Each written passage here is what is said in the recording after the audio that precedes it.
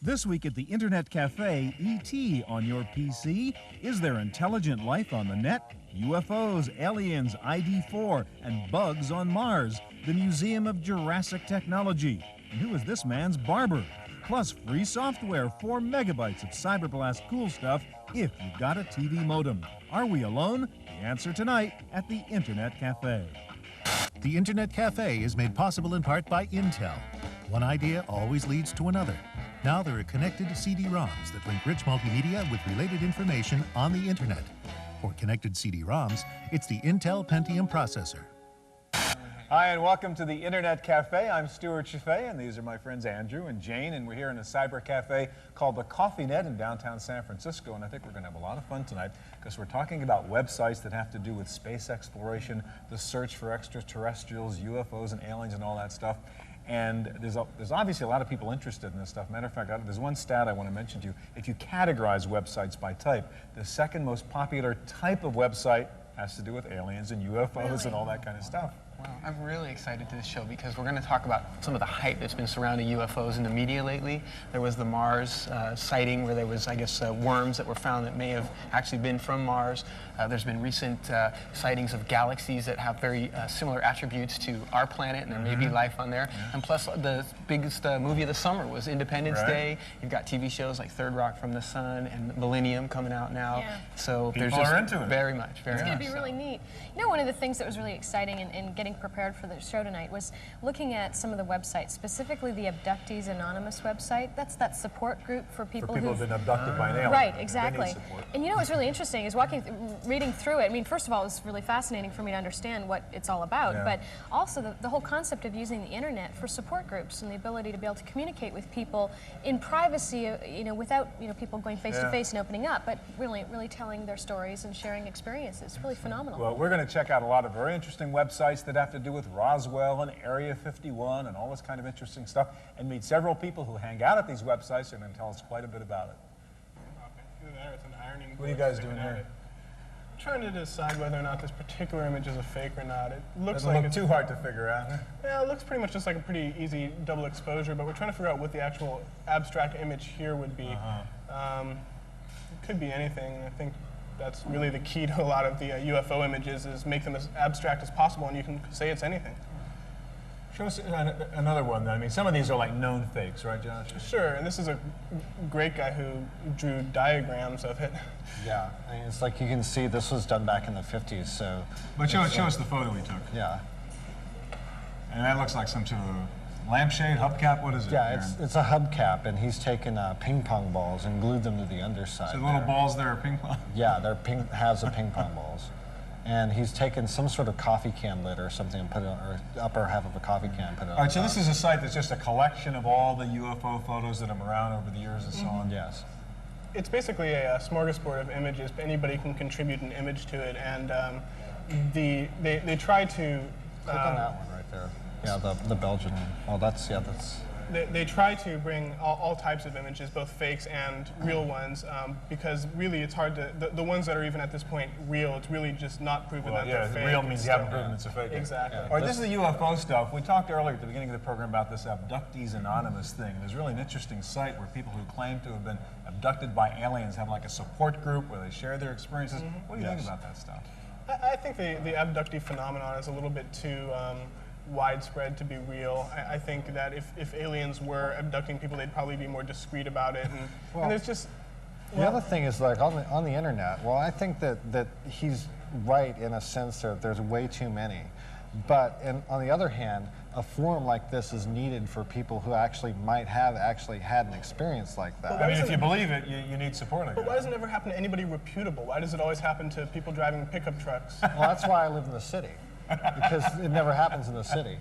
But yeah, it's basically, I think that it's something that's just starting to happen in the human culture, that they're starting to contact aliens, and it's a very gradual process that will happen over many generations. And in order to sort it all out, we're going to have to turn to something like the internet so that information can pass freely. Assuming that we were being contacted by aliens and that the government was talking to them and everything, why would they continue to pick these random people off of streets in the middle of nowhere? I think it's because aliens realize that a centralized form of government just does not work when you're trying to get at a change in civilization. So aliens are really netizens when it comes down. Exactly. Let's talk about some websites for people who are interested in this stuff. I mean, whether it's real or not, who knows? But where would you suggest that people go on the web? What sites are worthwhile pursuing if you're interested in extraterrestrials and all that stuff? Well, I know that there's a couple of sites concerning well-known abduction phenomenon, like Whitley Strieber's site, Strieber.com.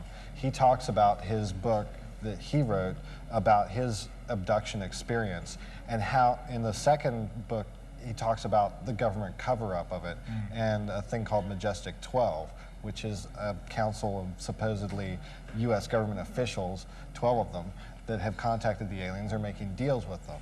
Well known but not well proven, necessarily. Well known but not well proven, yes. Right. I mean, the fact is on the net, I mean, one of the problems is, I mean, who knows what's real? You can write anything you want, right? So, I mean, that's right. I think you characterize it as like the world's greatest propaganda machine, if that's what exactly. It's, I mean, basically anybody can put anything up there, and if you've got somebody who's reputable or so-called reputable, like Whitley Strieber, then you can go ahead and put something up, and people will believe it a lot more than, say, Joe Schmo from Kokomo. Yeah. All right, what other sites? You mentioned that one. Where else would you send people? There's another site about the Men in Black, which is an alien hive intelligence that is supposedly covering up the alien abductions and alien sightings, and they go to people who have seen UFOs and taken pictures of them and threaten them into silence. Sounds like a good plot for a CD-ROM adventure game. It is, actually. They're very sinister. They dress all in black and they drive black cars. Hey, look at us, you know? Yeah, and they supposedly are controlled by an alien hive intelligence that is just like on the other side of the moon. All right, what's interesting? Where should somebody who really doesn't know anything about this, Josh, want to find out a little bit about the UFOs, the alien Well, a good place to start for looking for any type of information is a big web browser like Yahoo, for instance. Yahoo actually has several categories, and under entertainment, they have a whole area of paranormal activities, under which there's everything from mysticism and the occult to UFO sightings and abductions.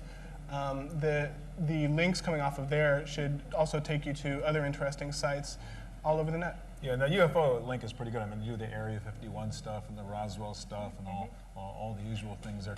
Let me go back to the UFO business or the abductee business. I mean, we were talking before about, you were saying sometimes there's just real science underneath these things. There are natural phenomena that are interpreted as mystery stuff, but it's just real science. Well, sure. There's a phenomenon where the tectonic plates of the Earth move against each other, and in doing so, they release a lot of energy by breaking crystals and rocks, and this energy actually dissipates into the atmosphere in a big flash, which is actually what a lot of abductees describe as the beginning of their abduction experience.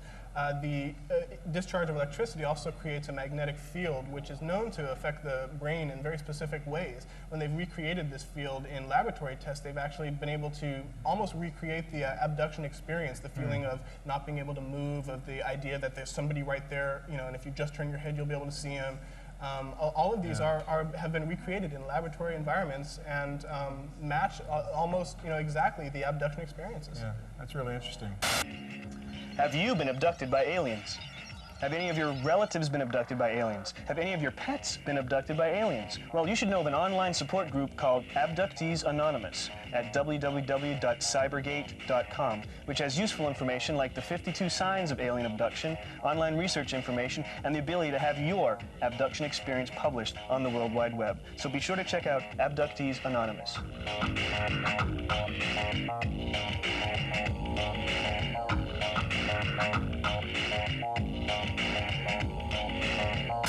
So Dan, you are the webmaster at the UC Berkeley astronomy website.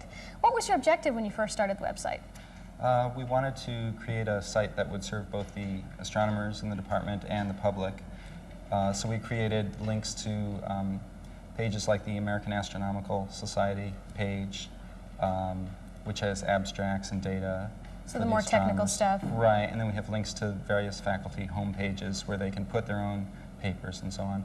And then for the public, we have links to the NASA homepage, which is just a really great What kind of things are at NASA? page. Well, you can find pictures, images of galaxies, the planets.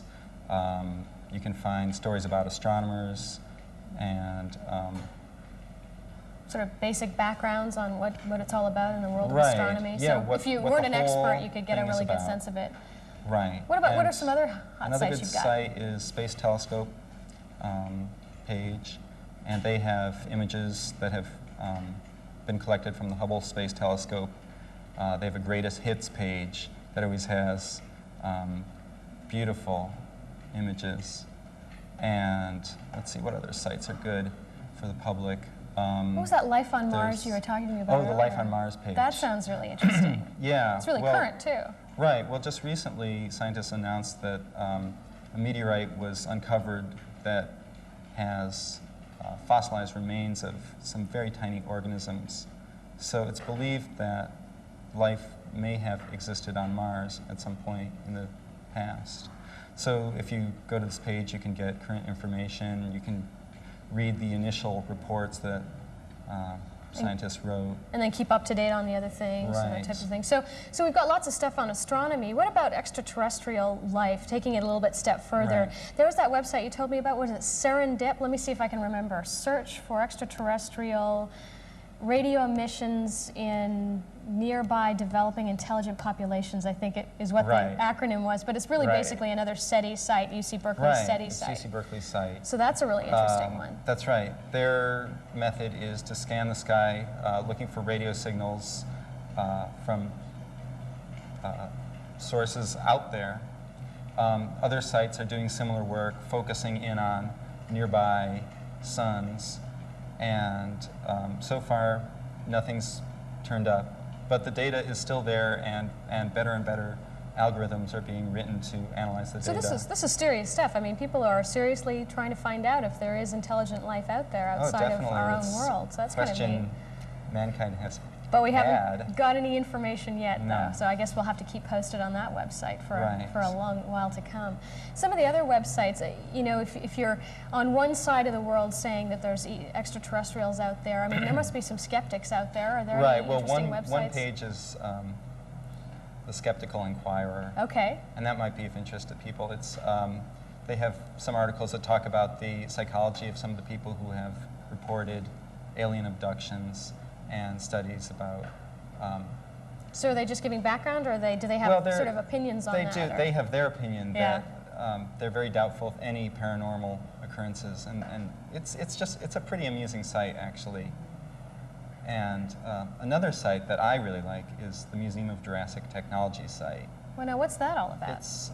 It's actually a museum that's in Los Angeles, and it's a great site for anyone who's interested in the whole idea of hoaxes and what's true, what's not true, and then the whole idea of metaphor, you know, even given that we're going to talk about aliens, you know, what are we really talking about? Okay, so what are some things that you'd find in that museum at the website? Well, for instance, there's one exhibit that's about an ant that lives in the rainforest in the Cameroon. It's called the stink ant. The stink ant. Yes. Okay. And it goes along the jungle floor, and every now and then a spore comes down and infects the ant. And after a while, the ant stops going around the floor and it climbs up a tree, and there it dies. And after a few days, a kind of spiky fungus grows out of its head, and then spores come down and infect other ants. And some of the people who see this exhibit, I mean, you don't know. I mean, this sounds totally crazy, but apparently it's one of the real exhibits. So what are you saying? Is that there are actually some exhibits that aren't real? Right. So what's that all about? I mean, you have real exhibits and then things that look like they're real, or I'm not quite sure. Right. Do you know which ones are which? Well, that's their whole point. And there's another exhibit, for instance, that examines folklore and how, in some cases, important discoveries like the discovery of penicillin, in some sense, was based on Alexander Fleming taking seriously some folklore, old wives' tales. And so it's interesting to me. I mean, my point of view about all that's going on and all the interest in aliens. Extraterrestrials and those types of things. Yeah, it's definitely an interesting phenomenon, just that people are reporting this and what it means about the human mind. Jung was really interested in this when it first started happening in the 40s, when people were reporting seeing flying saucers. Right.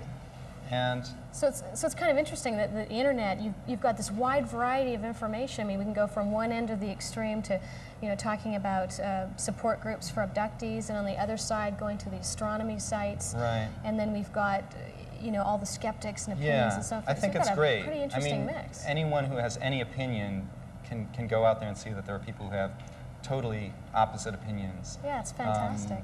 Yeah, it's great having that information exchange. Thanks a lot, Dan, for visiting us. It's been great talking with you.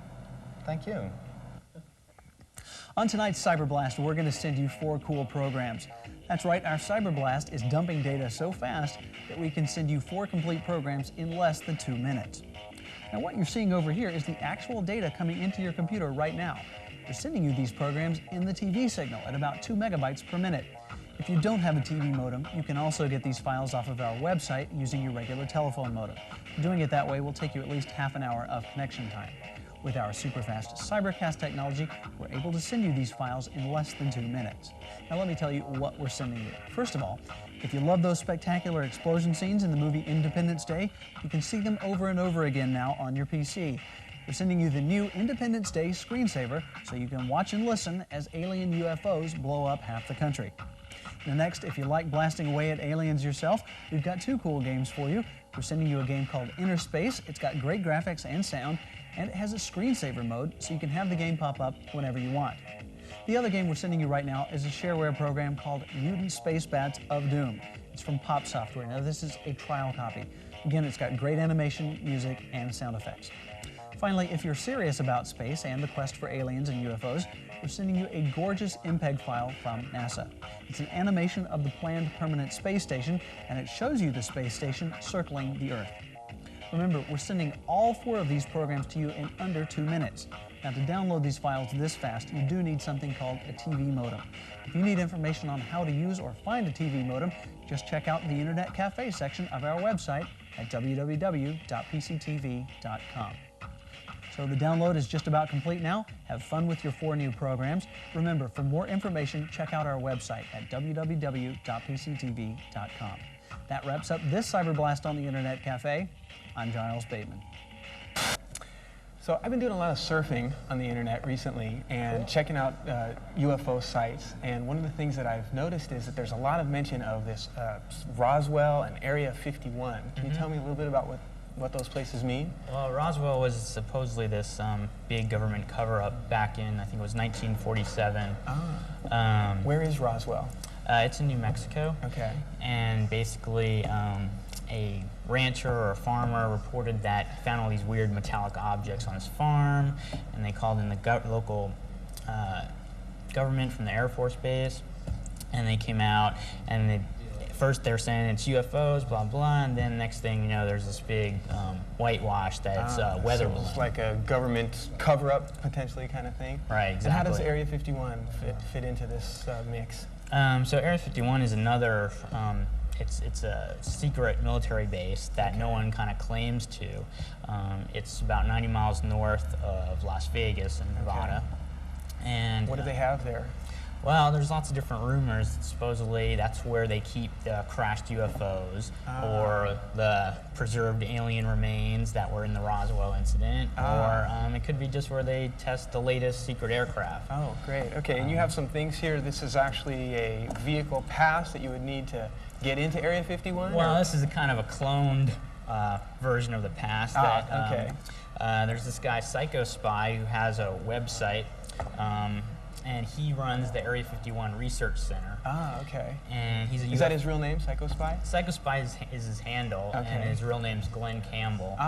Not the Glenn Campbell. Not the Glenn Campbell country singer. Okay. But he's actually was a computer programmer in Massachusetts, and then supposedly the aliens told him to come to Nevada, and he kind of hangs out at Area 51, studies them, and is kind of a big promoter for trying to find out what exactly is going on there. Great. Have you ever been to Area 51 yourself? I have. A year ago, I was out in Vegas for DEF CON, which is a hacker convention. Okay. And a bunch of hackers and I went out there, and did you see any aliens out there? You know, you see a lot of weird stuff in the desert, but no aliens. No aliens. Nothing I couldn't explain. Great. What are some of the other UFO sites that you're really interested in? Let's see. There's Internet UFO Group, which has a big website with a huge archive of different, everything from the latest UFO sightings to images to movie clips. I think I've seen that. Isn't that the only one that also has sort of a 24-hour news ticker that Right, gives you all the most recent alien sightings from around the Exactly. world as well? Great. Well, I see you've also brought some CDs and things for us to take a look at. I'm just kind of curious. What does a CD on aliens have that you can't find on the internet? Well, the internet is great because there's so much information. Anybody can put up whatever they want. But the problem is a lot of times it's hard to find. So like the CD, like you can go to your local computer store. This is the Unexplained? And you can pick up something like the Unexplained, which is everything from aliens to crop circles to basically anything bizarre and occult. And it's basically set up like a little documentary where there's different movie clips and explanation and lets you draw your own conclusion to what's happening. Great. I see you also have here a CD-ROM from Independence Day, which is a really hot movie. As an alien expert yourself, or someone who's really interested in it, what do you think of this CD-ROM? This is inside Independence Day, and the movie was okay. It was kind of hokey, but... What part did you think was hokey?